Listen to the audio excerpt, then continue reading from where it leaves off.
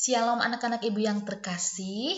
Ibu berharap kalian semua dalam keadaan yang sehat dan tetap bersuka cita sekalipun kita masih belajar dari rumah.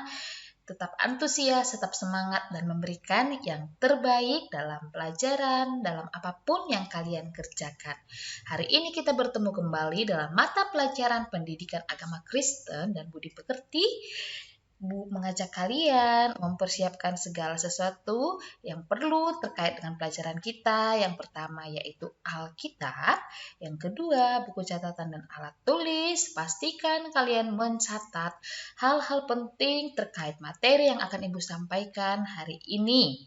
Oke, kita akan memulai pelajaran kita. Kita sama-sama tundukkan kepala, melipat tangan. Yuk kita bersatu dalam doa. Tuhan Yesus, terima kasih buat hari ini, hari yang baru Tuhan berikan bagi kami. Kami hendak memulai pelajaran kami, pendidikan agama Kristen. Kami memohon tuntunan Tuhan, pertolongan Tuhan yang memampukan kami untuk kami bisa belajar dengan baik, memahami setiap materi yang akan kami pelajari. Tuhan, terima kasih kiranya Roh Kudus-Mu yang menolong dan memampukan kami. Tuhan, kami serahkan waktu ke depan ke dalam tangan-Mu di dalam nama Tuhan Yesus. Haleluya. Amin. Baiklah anak-anak ibu, pada hari ini kita masuk ke pelajaran ke-6 yaitu gereja yang bersaksi. Bahan Alkitabnya diambil dari Keluaran 20, lalu Kisah Para Rasul pasal pertama ayat ke-8, lalu pasal kedua ayat 41 sampai 47, dan Kisah Para Rasul 8 ayat 26 sampai 40, dan yang terakhir dari 2 Timotius 1 ayat 8. Pastikan setelah kalian selesai menonton video pembelajaran ini, kalian membaca bahan Alkitab yang tertera di layar supaya kalian lebih memahami lagi pelajaran kita hari ini. Oke, adapun yang menjadi tujuan pembelajaran setelah mengamati video, kalian bisa memahami arti dari bersaksi, juga memahami arti dari gereja yang bersaksi. Lalu yang ketiga, menjelaskan bentuk-bentuk kesaksian gereja. Baiklah, kita masuk ke materinya, arti bersaksi. Kesaksian merupakan terjemahan dari kata marturia atau martyphrane dari bahasa Yunani. Marturia berasal dari kata martus yang berarti saksi. Di dalam dunia Yunani kuno, kata martus digunakan di dunia hukum, yakni saksi solemnitas dan saksi prosesuil. Tugas saksi, terutama saksi prosesuil, adalah memberitahu hakim tentang peristiwa yang telah terjadi apa adanya tanpa menambahkan atau mengurangi sesuatu. Dengan kata lain, saksi harus mengatakan kebenaran. Di dalam Perjanjian Lama, bangsa Israel bertindak sebagai saksi Allah. Peran Israel sebagai saksi Allah tersebut berdasarkan panggilan, pemilihan, dan kelepasan yang dilakukan Allah terhadap umatnya. Perjanjian Allah di Gunung Sinai, Keluaran 20, memuat pengukuhan bahwa bangsa Israel adalah umat yang kudus yang akan menjadi saksi bagi bangsa-bangsa lain. Peran individu sebagai saksi Allah juga banyak ditemukan dalam Perjanjian Lama, misalnya para nabi. Sedangkan dalam Perjanjian Baru, kata marturia atau martyrein khusus dipakai untuk menyebut saksi-saksi Kristus, yakni para murid Yesus serta orang percaya. Kata marturia dapat kita temukan sebanyak 76 buah di Perjanjian Baru. 43 diantaranya ada di kitab Yohanes. Tugas panggilan ini dikemukakan Yesus sebelum ia naik ke surga. Rumusannya biasanya kita kenal dengan amanat agung.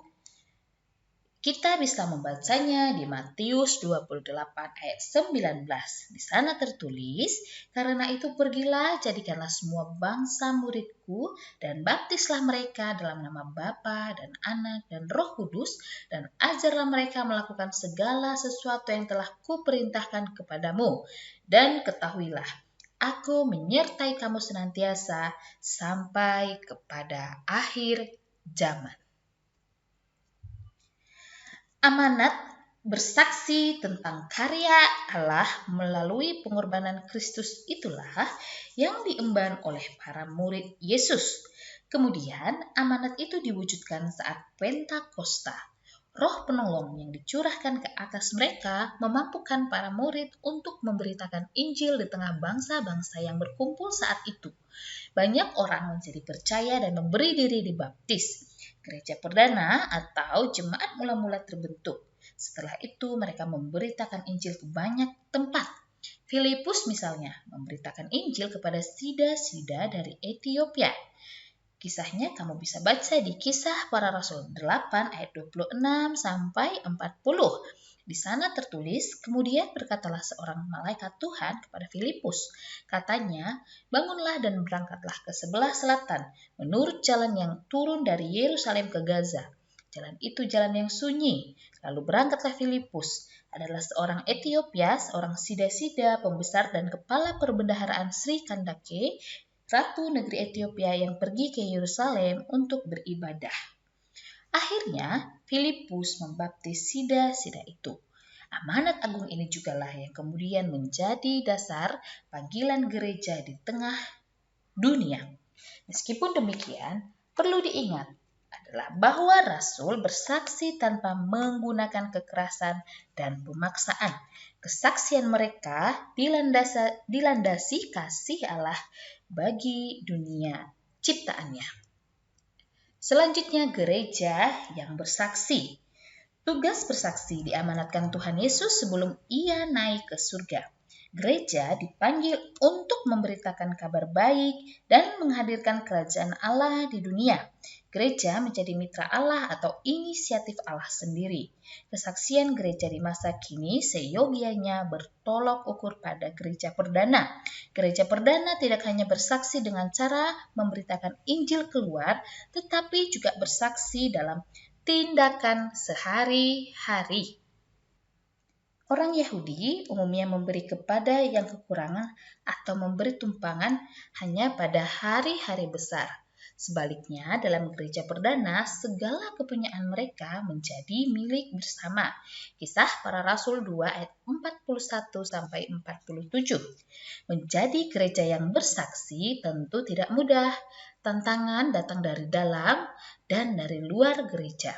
Tantangan internal atau tantangan yang dari dalam misalnya gereja atau faktor ekonomi sosial jemaat atau kemauan jemaat yang berpartisipasi. Misalnya ada yang datang ke gereja hanya pada saat Paskah dan Natal. Tantangan eksternal atau tantangan yang dari luar bisa datang dari lingkungan sekitar. Misalnya praktik intoleransi atau pengaruh budaya asing yang mempengaruhi perilaku dan pemahaman mengenai iman Kristen. Selanjutnya, bentuk-bentuk kesaksian gereja. Gereja diperlengkapi dengan kuasa Roh Kudus agar sanggup memberitakan Injil. Gereja bersaksi dalam bentuk pengajaran melalui persekutuan ibadah, pemahaman Alkitab. Gereja bersaksi melalui pelayanan terhadap jemaat seperti mengunjungi jemaat yang sakit atau yang sedang mengalami masalah dan memberi beasiswa kepada anggota jemaat yang tidak mampu. Gereja bersaksi keluar dengan cara melakukan kerja bakti sosial, diskusi lintas agama, dan lain-lain. Panggilan bersaksi tidak hanya ditujukan bagi gereja sebagai lembaga Kristen, sebab gereja bukanlah gedungnya, melainkan orang-orang yang bersekutu di dalamnya. Gereja adalah jemaat. Jadi setiap orang percaya bertugas dan dipanggil bersaksi di mana saja dan kapan saja. Cara hidup kita merupakan kesaksian yang paling efektif.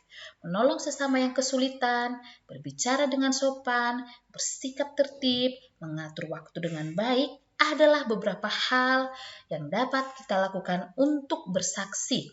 Melakukan hal-hal yang berdampak positif bagi sesama merupakan kesaksian.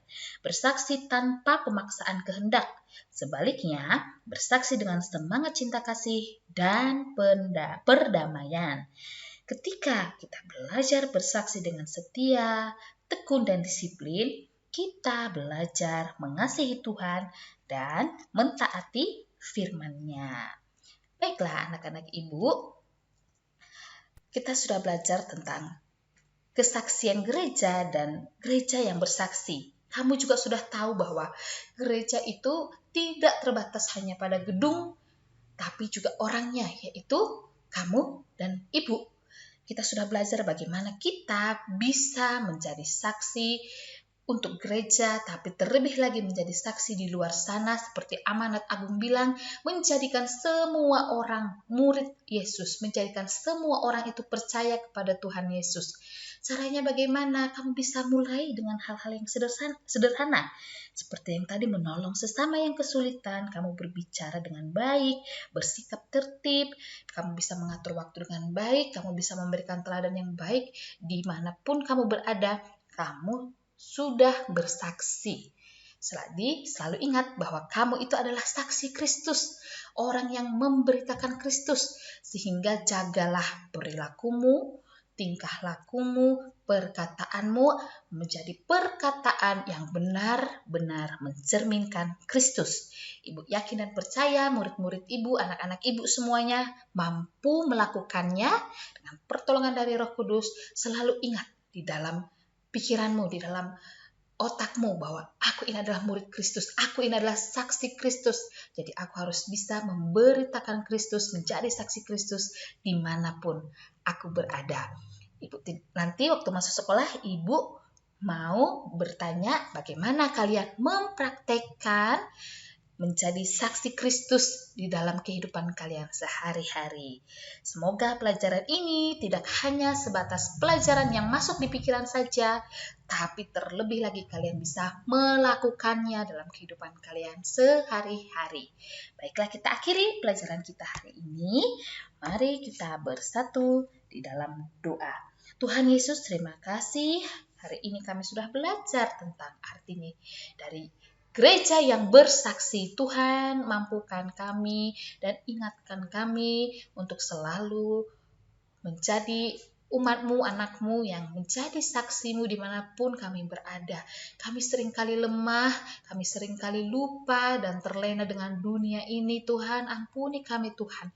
Biar hari ini Bapa kami kembali datang ke hadapan-Mu, memohon ampun, juga memohon kekuatan yang daripada Tuhan, yang memampukan kami menjadi saksi-Mu. Terima kasih Tuhan, kami menyerahkan kehidupan kami sepanjang minggu yang akan datang ke dalam tangan Tuhan.